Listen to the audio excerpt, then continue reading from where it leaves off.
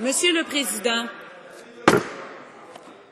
ce projet de loi a été qualifié par certains journalistes du Devoir d'un projet mammouth. Je dirais même plus, c'est un cheval, c'est un avion, c'est une brique.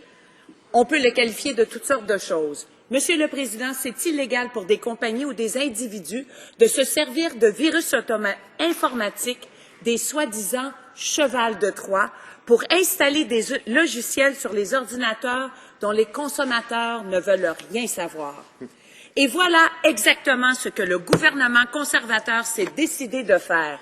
Le gouvernement a transformé sa loi de mise en exécution du budget en cheval de Troie pour ouvrir aux compagnies étrangères le marché des télécommunications canadiennes pendant que les Canadiens sont préoccupés à voir leur sécurité de vieillesse et leur rêve de retraite s'évaporer dans l'air. Pour dire la vérité, le gouvernement a enterré assez de législation dans le projet de loi C-38 pour jammer un serveur en entier. Pourquoi le ministre de l'Industrie a-t-il décidé d'enterrer ses amendements à la loi sur les télécommunications dans un projet de loi de mise en exécution du budget, plutôt que de les renvoyer au comité permanent de l'industrie, de la science et de la technologie? Au mois de mars, le gouvernement a annoncé les règles qui encadreraient une enchère aux conséquences qui seraient lourdes d'importance pour l'avenir digital de ce pays et de son économie.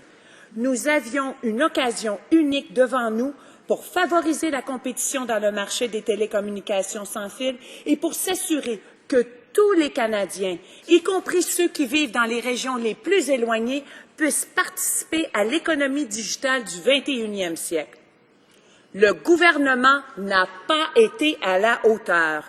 La mise aux enchères des radiofréquences qui étaient utilisées par nos vieilles télévisions analogiques va permettre aux compagnies de télécommunications qui en feront l'acquisition de mettre sur pied les réseaux sans fil de la prochaine génération. La promesse pour les citoyens de la Salle-et-Marne, comme pour le reste des Canadiens, ça veut dire qu'ils auront bientôt accès à des vitesses sans fil beaucoup plus élevées. Trop de Canadiens vivent dans les régions plus éloignées, n'ont toujours pas accès à Internet à haute vitesse. Pour eux, nous avions l'opportunité d'augmenter leur accès à l'Internet à large bande et les inclure à part entière dans l'économie numérique. Nous avions, c'est-à-dire le gouvernement, avait l'opportunité de pouvoir surmonter le fossé digital toujours plus grand qui sépare présentement le Canada en deux. D'un côté, un Canada urbain et branché sur des réseaux sans fil à haute vitesse. De l'autre, les régions branchées, oui, mais à des vitesses bien inférieures à celles qui sont disponibles ailleurs dans notre pays. La promesse, c'était que nous pouvions redresser les écarts entre les régions urbaines et rurales et favoriser la compétition dans l'industrie pour faire baisser les factures des consommateurs.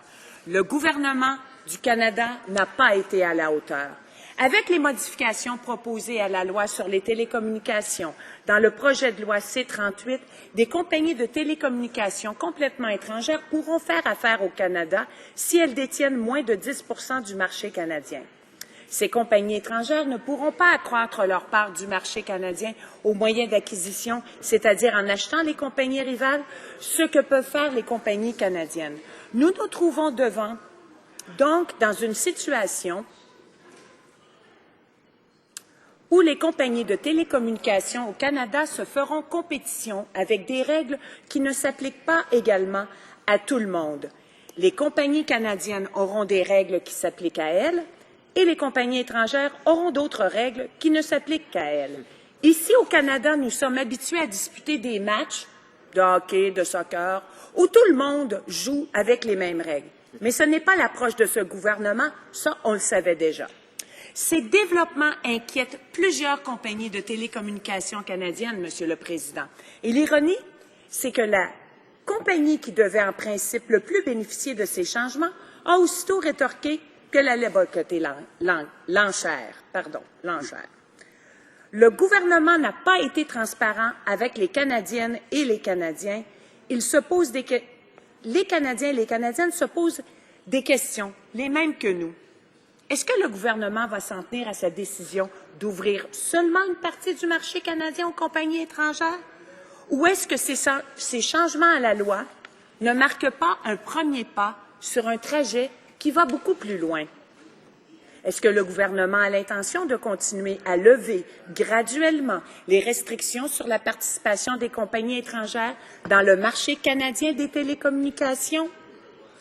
Est-ce que nous allons voir le gouvernement se servir du fait qu'il aura créé un marché à 2 vitesses avec des règles différentes pour les uns et pour les autres pour ouvrir complètement le marché des télécommunications canadiennes à la compétition étrangère? La réalité, Monsieur le Président, c'est que nous n'avons aucune façon de le savoir. Les Canadiens attendent encore que le ministre de l'Industrie leur présente enfin sa stratégie pour l'économie digitale.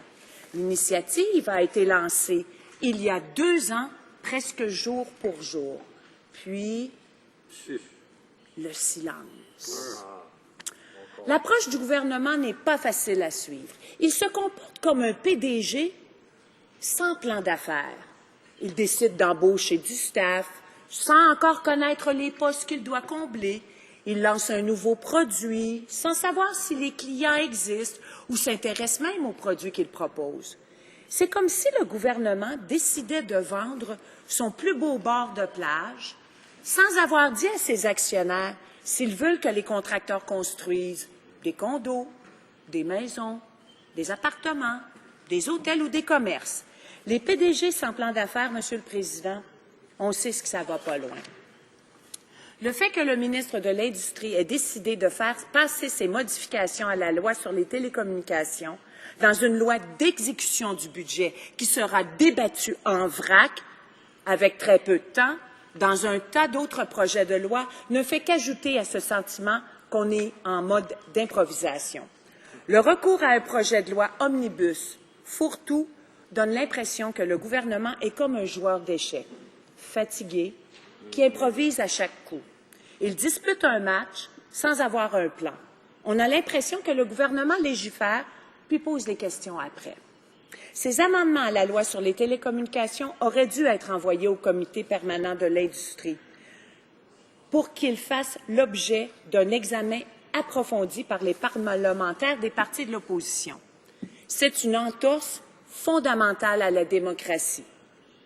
Est-ce que le ministre de l'Industrie craint que le Comité de l'industrie va découvrir que les changements à la loi ne favorisera pas réellement la compétition dans le marché canadien du sans-fil? Est-ce que le gouvernement a peur d'entendre des experts et de ses partenaires que les changements proposés ne réussiront pas à combler le fossé toujours plus grand entre les Canada rural et le Canada branché? Est-ce que le gouvernement a peur d'entendre des opérateurs de réseaux sans fil qui sont insatisfaits avec les règles des enchères telles qu'elles ont été annoncées? Mr. Speaker, the lifting of foreign ownership requirements and piecemeal approach to regulation this government is offering are not going to solve the problem of the digital economy. What Canada needs is a plan, a digital strategy, and Canadians have already been waiting too long. Hear, hear. We need a comprehensive approach to ensure competitive price in the telecommunication industry. That takes into account the needs of telecommunication operators, consumers, and both urban and rural Canadian. Rather than choosing dialogue and involving opposition parties in the legislation process, the government has chosen to ride the Trojan horse to hide changes into the Telecommunication Act from scrutiny of Parliament and Industry Committee. Hear, hear. That, Mr. Speaker, is undemocratic and inaccessible. Je relance donc mon défi au ministre de l'Industrie d'envoyer les amendements à la loi sur les télécommunications pour qu'elles soient étudiées par le comité approprié et les partis d'opposition. Nous avons une occasion unique de combler le fossé digital et construire des réseaux sans fil de la prochaine génération pour assurer la pérennité de l'économie numérique canadienne afin que personne ne soit laissé pour compte. Ne manquons surtout pas cette occasion. Travaillons ensemble. Merci, Monsieur le Président. Bravo.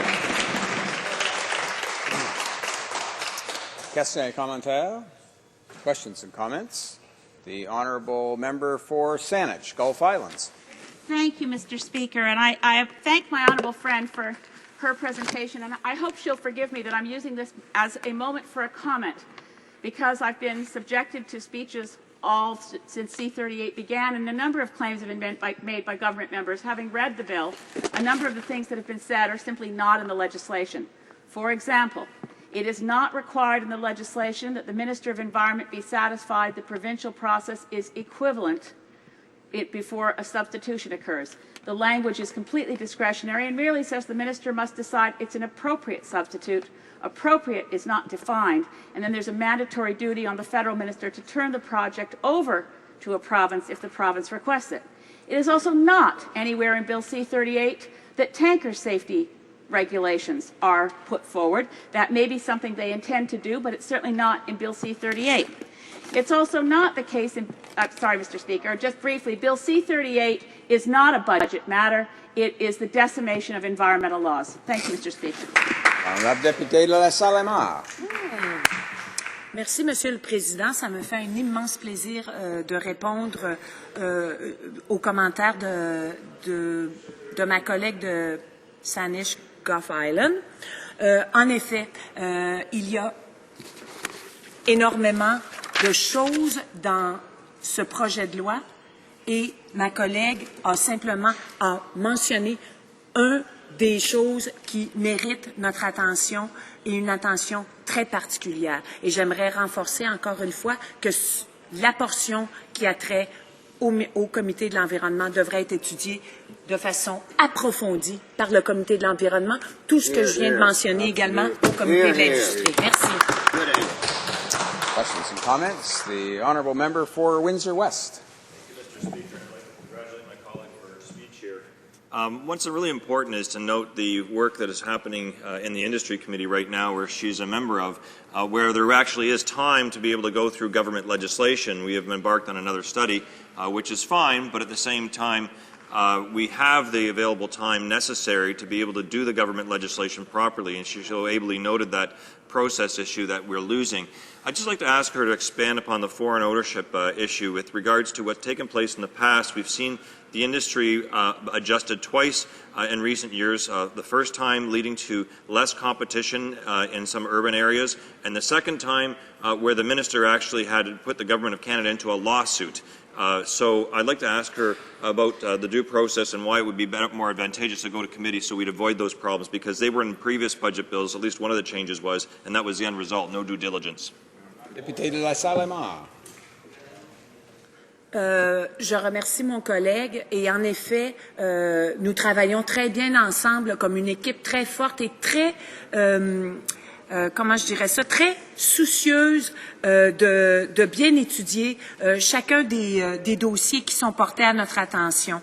Et en effet, dans la portion sur les changements à la loi de la télécommunication, ce qu'on a constaté, c'est que tous les scénarios qu'on essaie de mettre de l'avant pour voir si ça répond aux politiques aux objectifs politiques qui avaient été mis de l'avant, c'est-à-dire d'augmenter la compétition, de faire en sorte que les régions rurales puissent aussi bénéficier du sans fil à haute vitesse, ça ne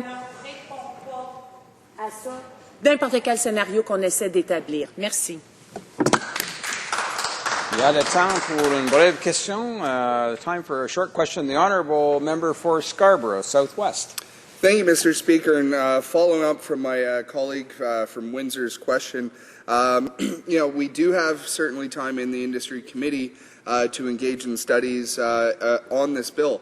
But I would like to ask the member for La Salle-Mort perhaps about one specific issue, which is changes in the budget that are coming up on the Investment Canada Act, changes that have been put in by the government before the industry committee has had the opportunity to actually study those questions. Député de La Salle-Mort, une brève réponse, s'il vous plaît. Très bref, Monsieur le Président, mais encore une fois, mon collègue a mentionné un autre aspect. C'est une brique, hein? Il y en a du stock là-dedans. Un autre aspect qui aurait dû être étudié par le comité de l'industrie. Here, here. Resuming debate.